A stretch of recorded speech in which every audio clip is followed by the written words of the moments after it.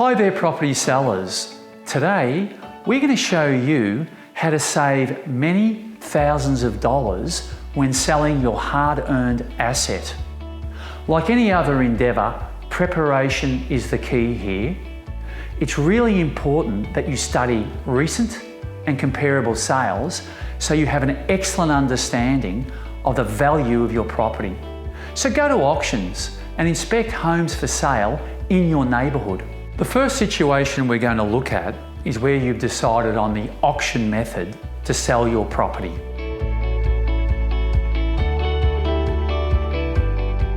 The first important point to consider is to keep your terms and conditions as flexible as possible, as this will attract the maximum amount of bidders, and more bidders will equate to a higher selling price. Okay, Peter, we have a buyer who'd like a 120-day settlement. Yes. Another buyer would like to pay a 5% deposit.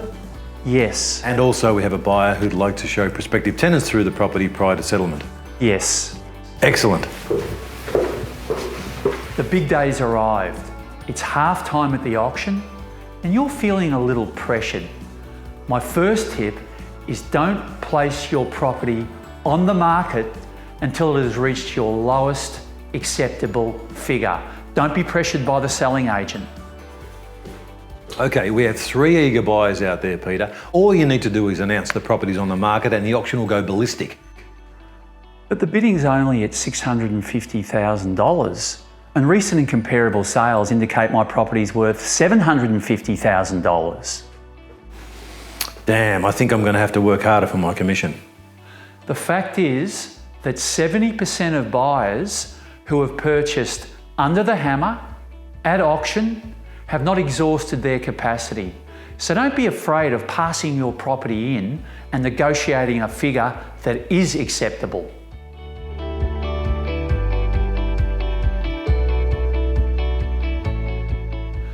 If your property passes in, all is not lost.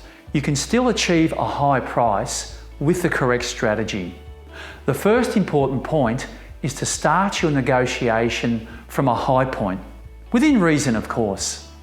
Are there any higher bids than $700,000? For the first time of call, for the second time of call, for the third and final time, well, ladies and gentlemen, I'll be forced to pass the property in and negotiate with the highest bidder. At what price would you like to set your reserve? Well, recent and comparable sales indicate my property's worth $750,000. So let's set the reserve at $790,000. Okay.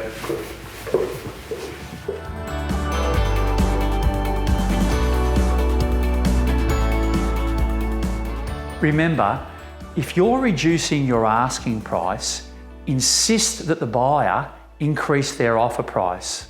Also, your agent should be mentioning specific recent sales to the buyer in an attempt to get the buyer to increase their offer. The buyer has increased their offer to $730,000.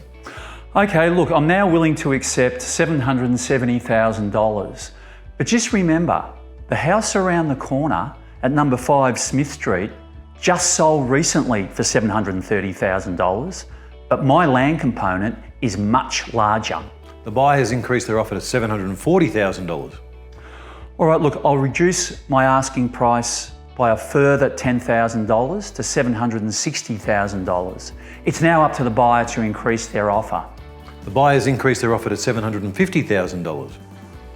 I accept, but only on a 30-day settlement, and that's final. Great, it's a deal.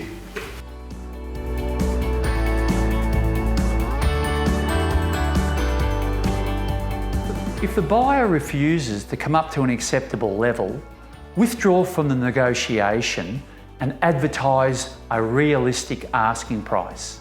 A realistic asking price will always attract interest from buyers.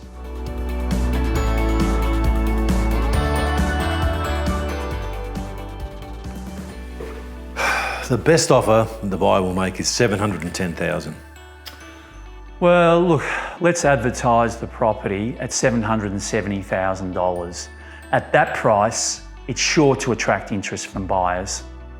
Okay.